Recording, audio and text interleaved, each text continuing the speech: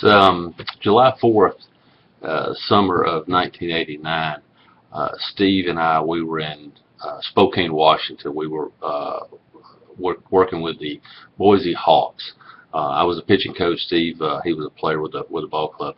And I remember July 4th in Spokane, we had several thousand people in the ballpark. A lot of soldiers were out that evening and such. Steve's playing left field, and crack of the bat, I mean, it is a screamer into left field. Steve immediately breaks towards the gap. After about 4 steps, he dives and he hangs out flat, looked like Superman flying through the air. And about the time he's reaching his apex, the ball bangs off the left field wall about 40 feet behind him, up on the wall. And I remember it was it was kind of an amazing moment. You see this guy diving in the gap and the ball's hitting behind him. The crowd went absolutely crazy. When he came in at the end of the inning, I said, "What the heck are you doing out there?" And Steve said, "Hey." As soon as it came off the bat, his line drive went right in the lights. I knew it was at me, but I didn't know where. He goes, "Hey, there's about 3,000 people here. We had to give them a show." And that's what Steve, he was always about. It was, he enjoyed playing the game so much. It was a joy to watch him play. But I first met him January 3rd, 1986. I won't forget it because that's the first time that I met my ball club when I became the head coach at Kennesaw State. And over the next few years, the magic absolutely happened at Kennesaw State. I didn't really realize what I was walking into. Over the next few years, we won over 120 ball games, a couple of conference championships. We had several All-Americans, had 5 guys sign professional contracts.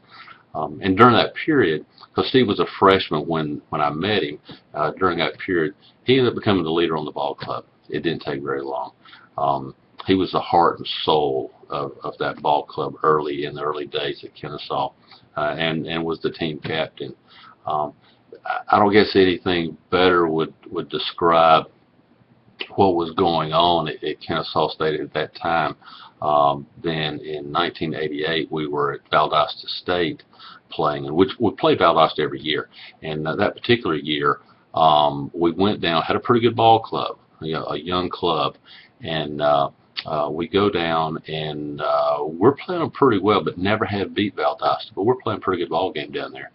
And they bring a reliever in, throwing the ball pretty hard. And he's standing at the plate. He's when they bring the reliever in. And I remember I called him down to the third base coach's box, and I tried to juice him up a little bit. See if I could get him excited because he's a big old strong boy. I figured maybe I'd get him juiced up a little bit. But we were watching the guy warm up, and I remember saying, "Hey, that guy, he's out there. He thinks he can throw the fastball by you. There's no way. There's nobody on this planet can throw the fastball by you, big boy. You need to get ready. First pitch, he's going to try to come in there. He's going to establish himself. And what are you going to do? You're going to say, no, it ain't going to happen." And so Steve started getting pretty excited. And about the time that he gets in the box, first pitch, and about the time I see the ball leaving the pitcher's hand, I see Steve crow hop into this pitch and just unleashes a line drive into left field that when he first hit it, I'm thinking, hey, that's going to be a 2-run double, and we're going to be in pretty good shape. Well, the ball never came down. It just went right on out of the ballpark. And he wasn't even at the running lane where the running lane started at first base, and the ball was out of the yard. At that point, I knew that there was something special. He went on to hit a whole lot of home runs, and played left field, he played right field, he played first base for some as well. I remember with that group of guys, because they still are special to me today. We're playing LaGrange. I ain't even get tossed out of the ball game at LaGrange. We're down 10 runs going into the 9th inning, and I've been gone for actually for a couple of innings, and Coach Brown's running the club. But we're down by 10, and we had such a packed lineup there in the middle. Daryl McMillan, he starts off the inning, and he hits a shot up the middle that bounces off the side of the pitcher's head. And it goes over the first baseman's head in the air still and bounces down into the bullpen for a double. And so everybody runs out there to see if the guy's okay. And he was fine, but it was kind of a weird deal. It ricocheted off his head, he threw a couple of pitches, said he was okay. Well, Steve's the next hitter. First pitch, Steve hits a missile, hits the guy right in the knee, right in his landing knee out front. And I remember he hit the ball so hard, and it came back so quick. The ball came directly back by Steve. He wasn't even out of the batter's box. He backs up. The ball goes by him. It goes by the catcher and takes one hop and hits the backstop as Steve's running to first base. Again, just unbelievable power. We ended up, I got to tell you this, we ended up with a 10-run deficit in the ninth, and we ended up scoring 11 and beat LaGrange that day.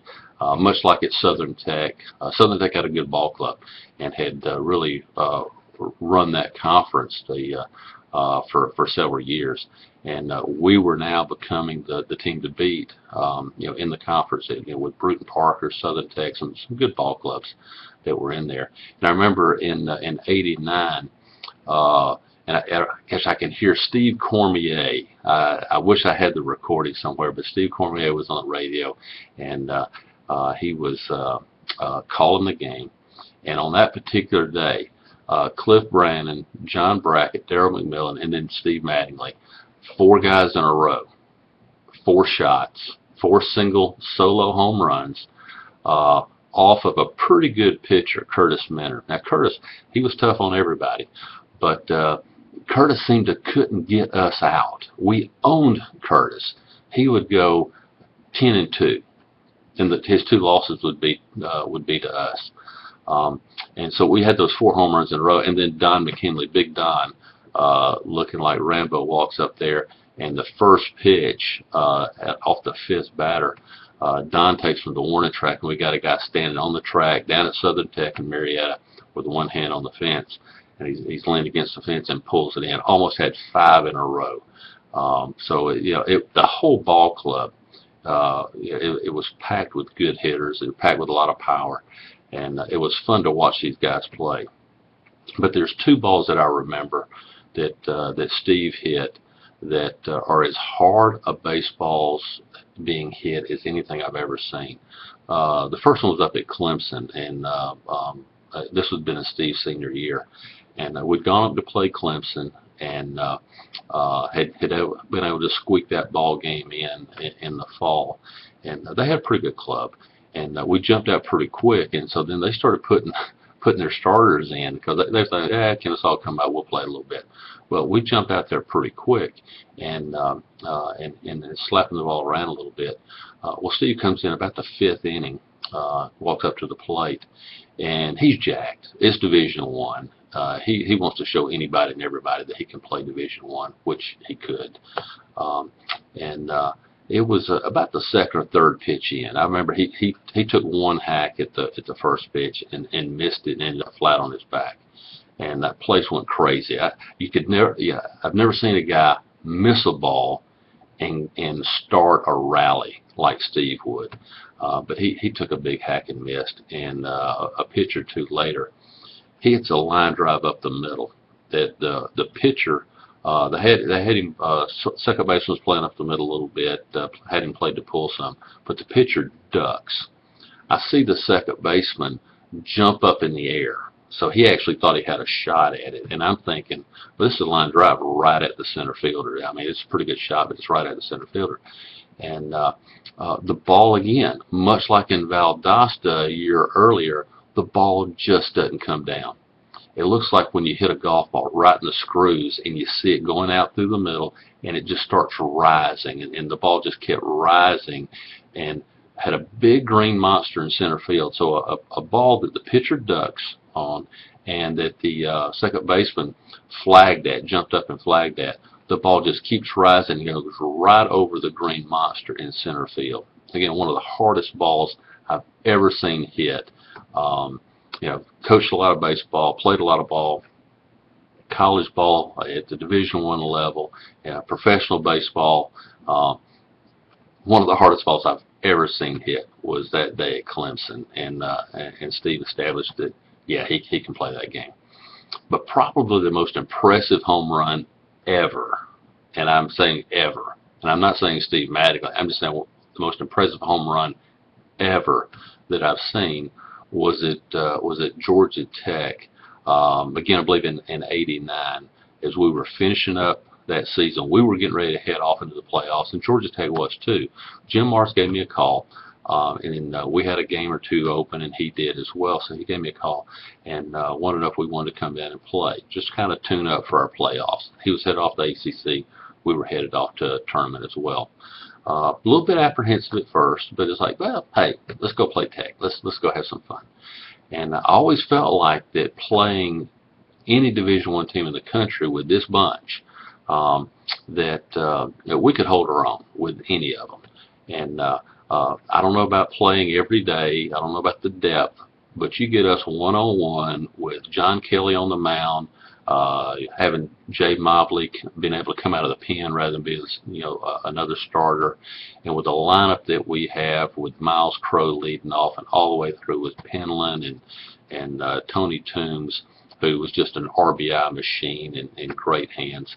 With that group of guys, I figured we could hold our own with just about anybody out there. So we come up, and Steve, he ends up hitting 2 home runs that day. The first one is just a missile. Again, it's one of those shots that he takes a swing, and 320 feet later, right down the line, just boom, out of the ballpark. He's not even out of the box, and it's gone. A few innings later, Steve's back at the plate. Mark Pischotta ends up, big draft pick, Georgia Tech. This guy, great arm, just a great arm. Pischotta's out there throwing the ball pretty well, and we're starting to jump on him a little bit. They're bringing in their big guns to see what they could do. Well, Steve comes up, already got 1 homer on the night, and again, a couple of pitches in, and you can just see him squeezing the metal right out of that aluminum bat. And fastball down the middle, Steve jumps on it, and this ball takes off. There's no doubt when it leaves the bat that it's out of the ballpark. It's just a matter of, where is it going to come down? I watched the ball go out in left center field. 385, I believe that was the markings, right at 385 in left center. And then the light poles are another 15 feet behind there.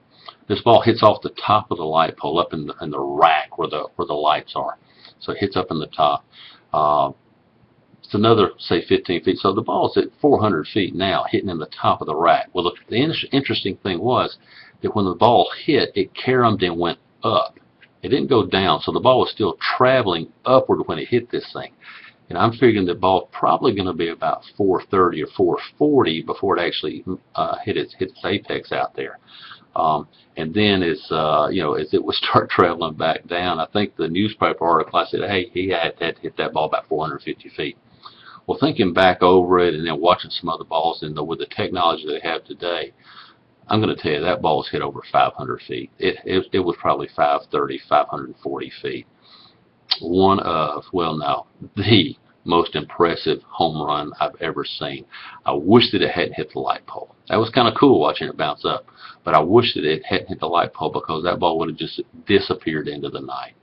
Again, Steve, so many times he would a one-man wrecking crew that would get us something, that would get us going, that would get us excited. Over the years, we've just remained friends. It's been a fun trip. When I came to Columbus State, first phone call I made was to Steve, get him to come down here and help me get this thing started, help recruit, put some great players on the field. He had a great career, not only as a player, but then as a coach in the minor league system. When Kyle and I started the baseball center, first call I made, again, Steve Mattingly, you need to come up here and help us get this thing going. And from day one in that business, we were in the black. So I tell you, it's been a fun ride. He's been a good colleague, a good friend of mine for a long time. Georgia Tech, baby. Crushed. A lot of fun.